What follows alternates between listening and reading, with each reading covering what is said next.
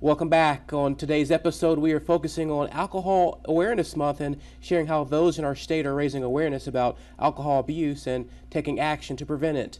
The national organization Mothers Against Drunk Driving was first founded in 1980, and the mission of the group is to end drunk driving, help fight drug driving, while also supporting the victims of violent crimes. And Lois Windhorst founded Kentucky's MAD chapter back in 1981. Due to the loss of her mother and father-in-law due to a repeat offender. She joins me in the studio now, along with Rosalind Donald, who serves as the group's Kentucky Victim Services Specialist. And thank you both for joining us today on In Focus Kentucky. Thank you so much for having us. Absolutely. We'll start with you, Lois. First, as we mentioned, you founded the Kentucky chapter almost 40 years ago, and according to the MAD.org in 2016, saw that Kentucky had 175 annual drunk driving deaths. So how do these more recent numbers compare to when you first started in this journey?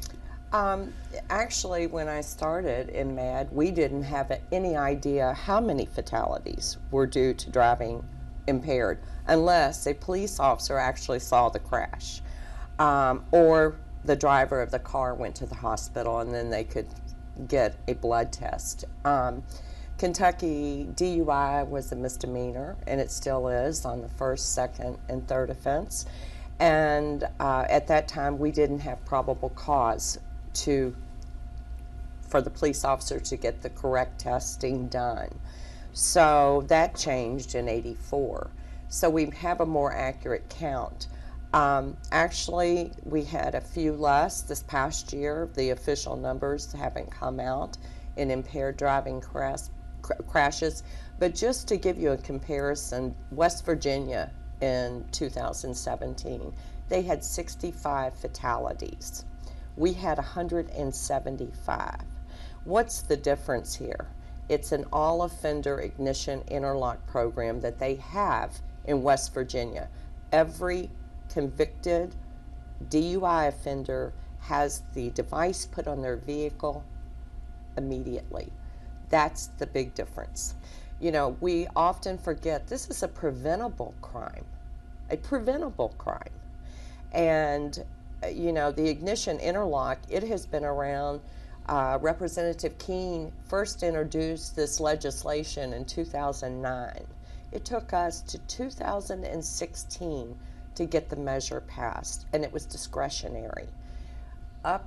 When we were in Frankfort, only 900 ignition interlocks had been installed on cars, and the conviction rate, 24,000 DUI offenders, and only 900 in the Commonwealth had been installed. The judges had the opportunity at that particular time to put them on a convicted DUI offender. They weren't doing it in all courts. And so this law that has passed, Senate Bill 85, we are going to see, according to the Center for Disease Prevention, at least a 16% reduction in fatalities the first year it is in effect. Now, are you excited? Not excited, but are you happy with the expansion of this interlock ignition law? Most definitely, but we didn't go far enough.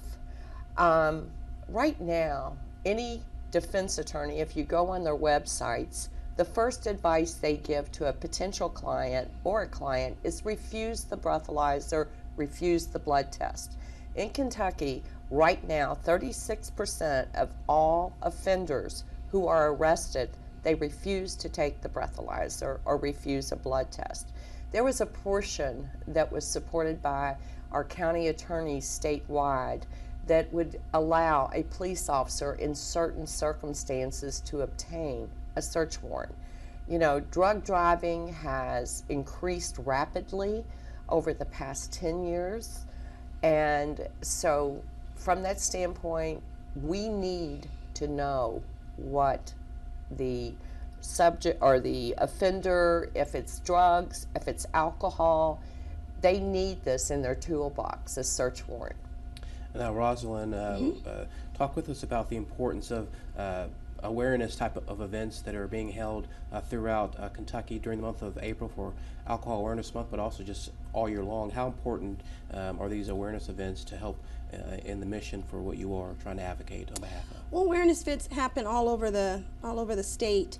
Right now in April, as we're working on victim services and continuing our mission to serve victims in the state of Kentucky, high schools and colleges all get preparing for end of the year programming, especially proms and graduation, and a lot of our victim volunteers who are graciously sharing their stories with a lot of young people throughout the state, making sure that they understand the significance and the consequences of drunk driving. And we are just getting started with the conversation with both of you all, and we will continue with more here on In Focus Kentucky with Lois and Rosalind, but we'll be right back after a look at your latest Weather on the Ones forecast. All of the work that is done in the state of Kentucky, most of it is done by volunteers, people who are like Lois, who come in and they have a goal or a mission and they want to help Matt achieve it.